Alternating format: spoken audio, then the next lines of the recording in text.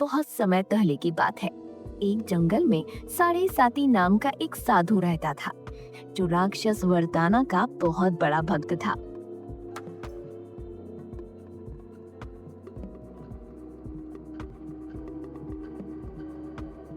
एक दिन साढ़े साती जंगल में बैठकर राक्षस वरदाना की तपस्या कर रहा था। हे राक्षस वरदाना, 20 वर्षों से मैं दिन रात तेरी तपस्या कर रहा हूँ। अब तो तुझे मुझे दर्शन देना ही होगा। राक्षस वरदाना, मुझे दर्शन दो। राक्षस वरदाना, मुझे दर्शन दो। साढ़े साती साधु के बार बार कहने पर राक्षस वरदाना प्रकट नहीं हुए। लगता है आप अपने भक्त की परीक्षा ले रहे हैं। कोई बात नहीं, जब तक आप मेरे सामने प्रकट नहीं हो जाते तब तक मैं हंसता ही रहूंगा।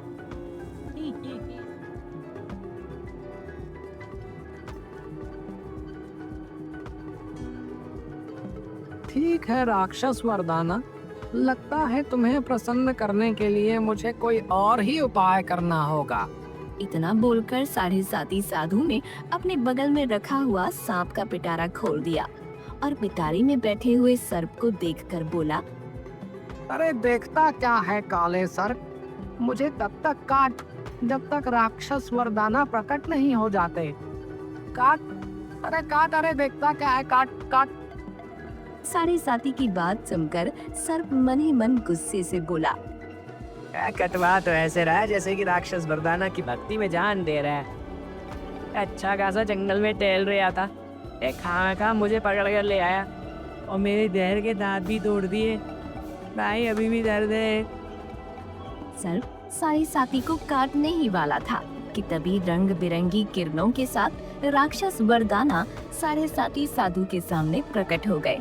साढ़े साती राक्षस वरदाना को देखकर चीखते हुए बोला, मुझे पता था राक्षस वरदाना कि आप अपने भक्त को कभी निराश नहीं करेंगे। क्यों बुलाया है मुझे यहाँ पर? राक्षस वरदाना, तेरा काम है वरदान देने का, समझा? मैंने वरदान लेने के लिए ही तेरी तपस्या की है। मैंने वरदान देने का ठेका नहीं ले रखा। जिसे देखो वो उठाकर मेरी ही तपस्या शुरू कर देता है। लेकिन राक्षस वरदाना, मैंने आपकी साधना की है। अगर आप मेरी साधना से प्रसन्न नहीं हुए तो फिर यहाँ पर क्यों आए हो? क्या गाना गाने के लिए आए हो? बकवास बंद कर साढ़े साती। मैं यहाँ पर तेरी साधना से प्रसन्न होकर नहीं आया, बल्कि बेचारे इस सर्प पर तरस खाकर यहाँ पर आया। तूने इसके दांत तोड़ दिए। बेचारा ये रोज तुझे डसकर बहुत तकलीफ में रहता है। मुझसे इसकी तकलीफ देखी नहीं गई, इसलिए मैं यहाँ पर चला आया।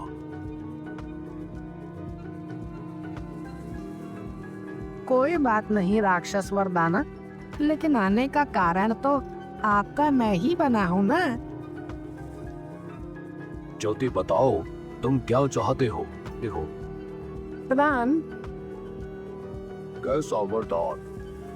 मुझे एक ऐसा वरदान दे राक्षस वरदाना कि मैं किसी भी मनुष्य या राक्षस से भिक्षा में कुछ भी मांगू, अगर वो मुझे ना दे तो मैं उसे कोई सा भी श्राप दे सकता हूँ। और मुझे कुछ चमत्कारिक शक्तियाँ भी दे दो राक्षस वरदाना। ठीक है, लेकिन याद रहे साढ़े साती, तूने अगर किसी को श्राप दिया और अगर वो श्राप घूम फिर कर तेरे ही पास आ गया तो तेरे अंदर चमत्कारिक शक्तियाँ उसी समय समाप्त हो जाएंगी। मुझे कैसे पता लगेगा कि मैं किसी को श्राप दे रहा हूँ तो वो काम कर रहा है? तू जिसे भी श्राप देगा, फिर वो चाहे कितना भी बड़ा बलशाली और शक्तिशाली क्यों ना हो, डर से थर थर कांपने लगेगा। वैसे तू मेरे दिए हुए वरदान का क्या करने वाला है रे? चंदन नगर का राजा हर वर्ष साधुओं को दान देता है, मगर दान देने के नाम पर वो सिर्फ साधुओं को मूर्ख बनाता है। किसी वर्ष केवल धोती दान में देता है जो अगले ही दिन फट जाती है। तो किसी वर्ष केवल अंगोछा, वो भी वर्षों पुराना मैला कुचैला, और तो और उसकी दान में दी हुई खाने पीने की सारी वस्तुएं भी बेकार निकलती हैं। मैं उस कंजूस राजा को सबक सिखाऊंगा। ठीक है, लेकिन याद रखना, अगर बुरे इरादे से तू इस वरदान का उपयोग करेगा तो खून फिर तेरा दिया हुआ श्राप तेरे ही पास लौट आएगा। इतना बोलकर राक्षस वरदाना वहाँ से गायब हो गए। राक्षस वरदाना के गायब होते ही सारे साथी प्रसन्न होकर अपने आप से बोला, अब तो मैं किसी से भी कुछ भी मांगूंगा तो उसे देना ही पड़ेगा। लेकिन देखता हूँ कि मेरा श्राप लगता भी है या नहीं।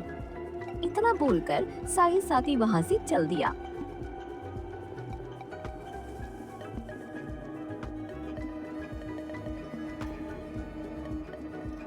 वो कुछ ही दूर चला था कि तभी जंगल में उसे एक राक्षस हाथ में मुर्गी पकड़े हुए दिखाई दिया। ये मुर्गी तो बहुत सुंदर है, मुझे ये मुर्गी चाहिए। सारे साथी उस राक्षस के पास जाकर बोला, सीधी तरह से ये मुर्गी मेरे हवाले कर दे। आई। तुम्हारी इतनी हिम्मत कि तुम मुझसे मुर्गी मांग रहे हो। मुर्गी मेरा सबसे पसंदीदा व्यंजन है। आज रात में तंदूरी मुर्गी खाऊंगा। तेरी हिम्मत कैसे हुई सारे साथी को मना करने की राक्षस? सीधी तरह से मुर्गी मेरे हवाले कर दे, नहीं तो मैं तुझे श्राप दे दूंगा। लेकिन फिर भी मैं मुर्गी तुम्हें नहीं दूंगा। तभी सारे साथी अपना हाथ घुमाने लगा। अचानक रंग बिरंगी किरणों के साथ उसके हाथ में एक सोने से भरी टोकरी आ गई। सारे साथी, मैं एक राक्षस हूँ, मुझे धन की कोई आवश्यकता नहीं है। सारे साथी ने बड़ी फुर्ती से उस टोकरी को राक्षस के सर पर रख दिया। मूर्ख, दूर से देखने में तो इस टोकरी के अंदर सोना और चांदी है, वास्तव में इसके अंदर सांप और बड़े ही भयानक नाग हैं। टोकरी के सर पर रखते ही राक्षस कांपते हुए बोला, तुमने जैसे ही टोकरी मेरे सर पर रखी, मुझे अचानक डर क्यों लगने लगा। बल्ले बल्ले, इसका मतलब मेरा श्राप काम कर रहा है। इतना बोलकर साढ़े साथी राक्षस से बोला, जब तक ये टोकरी तुम्हारे सर पर रहेगी तुम डरते रहोगे, और ये टोकरी तब तक तुम्हारे सर पर रहेगी जब तक इसे लेने वाला तुम्हें कोई मिल नहीं जाता। अब मैं चला राजा तोंदुमल के महल में। इतना बोलकर साढ़े साथी वहां से चला गया। साढ़े साथी के जाते ही अचानक एक चूहा राक्षस के सामने आ गया। इस चूहे को देखकर मुझे तो बहुत ही ज्यादा डर लग रहा है। मुझे अपनी जान बचाकर यहाँ से भागना चाहिए। राक्षस को डरते देख चूहा आश्चर्य से अपने आप से बोला, ये राक्षस तो मुझे देखकर बुरी तरह से डर रहा है। पहली बार मुझे शेर बनने का मौका मिला है, क्यों ना मैं इस राक्षस को ही चूहा बना लूं। इतना बोलकर चूहा अचानक राक्षस के पीछे पड़ गया। राक्षस सर पर टोकरी पकड़े हुए वहां से भागने लगा। इधर चंदन नगर का राजा तोंदुमल अपने सलाहकार बंसीलाल के साथ बैठा था। बंसीलाल एक 30 वर्षीय व्यक्ति था जो हमेशा राजा को मारकर राजगद्दी हथियाने की सोचता रहता था और हमेशा राजा का बुरा सोचता था, मगर राजा उसकी सोच को नहीं जानता था। वो बंसी को अपना हमदर्द समझता था। बंसीलाल, क्या सारी तैयारियां हो गई? हाँ महाराज, आपके कहने के मुताबिक सारे व्यंजन तैयार कर लिए गए हैं। हर वर्ष हम साधुओं को दान दिया करते हैं। इस वर्ष हमने सोचा कि क्यों ना दान देने के अलावा साधुओं की पेट पूजा भी करवा दी जाए। झूठा राजा, ये नहीं बोल रहा कि सारे व्यंजन इसने अपने लिए बनवाए हैं। खा खा कर भैंसे की तरह तोंद बाहर निकल गई है इसकी। वैसे भी देखने में ये राजा कम, जंगली सांड ज्यादा लगता है। तभी अचानक वहाँ पर राजा तोंदुमल के अस्तबल का नौकर आकर बोला, महाराज, आपका घोड़ा पवन घास नहीं खा रहा महाराज। तुम उसे घास खिला ही क्यों रहे हो? तुम्हें पता है ना कि वो केवल चने खाता है। घास खाने से उसका स्वास्थ्य खराब हो जाता है। महाराज, चना रसोई में समाप्त हो गया है, क्योंकि कल आपने चने की दाल खाई थी और आप बेचारे घोड़े के भी चने खा गए महाराज। बकवास बंद करो। मैं बकवास नहीं कर रहा हूँ महाराज, सच कह रहा हूँ। और सुनिए, आपका घोड़ा भूखा पेट है और भूखे पेट वो अपनी पीठ पर किसी को भी सवारी नहीं करने देता। यही मौका है राजा को रास्ते से हटाने का। मैं राजा को घोड़े पर बैठाऊंगा और घोड़ा इसे गिरा देगा और ये मोटा भैंसा गिरकर ही मर जाएगा। बंसी अस्तबल के नौकर से बोला। तुम कहना क्या चाहते हो दो कौड़ी के नौकर? कि महाराज अब इतने गए गुजरे हो गए हैं कि वो अपने घोड़े की भी सवारी नहीं कर सकते। तुम देखना, महाराज घोड़े की सवारी अभी करेंगे। हाँ हाँ, हम अभी अपने घोड़े की सवारी करके सबको चौंका देंगे। कुछ ही देर में राजा तोंदुमल बंसीलाल के साथ घोड़े के सामने खड़ा था। राजा ने जैसे ही घोड़े पर बैठने की कोशिश की, तभी घोड़े ने लात मारकर राजा को गिरा दिया। मैं तो मर गया। अरे इस घोड़े ने तो मेरी हड्डी पसली एक कर दी मम्मी। मोरी मैया। राजा गुस्से से बंसीलाल से बोला। बंसीलाल, तुमने ही मुझे घोड़े पर बैठने के लिए उकसाया है। हाँ, तुम्हारी वजह से ही मुझे चोट लगी है। अब तुम भी घोड़े पर बैठोगे, बता रहा हूँ। बंसीलाल ना चाहते हुए भी डर से घोड़े पर बैठ गया। घोड़ा अचानक दौड़ते हुए जंगल की ओर जाकर एक तालाब के किनारे रुक गया। बच गया। अच्छा है इसने मुझे नहीं गिराया, डर के मारे मेरा तो हलक सूख गया था। क्यों ना इस सुंदर तालाब का पानी पी लिया जाए। हाँ, बंसीलाल जैसे ही घोड़े से उतरा कि तभी वही राक्षस डरकर चूहे से भागते हुए सर पर टोकरी में बहुत सारे सोने के सिक्के लिए वहां आ धमका। राक्षस गुस्से से बंसीलाल की ओर देखकर बोला। सीधी तरह से ये टोकरी तो अपने सर पर रख ले। टोकरी में स्वर्ण मुद्राएं देख बंसी लालच में आ गया। राक्षस भैया, ये भी कोई पूछने की बात है? राक्षस तो इंसानों को मार देते हैं और तुम मुझे सोना दे रहे हो, मैं कैसे मना कर सकता हूँ? बंसीलाल ने तुरंत वो टोकरी अपने सिर पर रख ली, मगर टोकरी सर पर रखते ही बंसीलाल बुरी तरह से डर गया।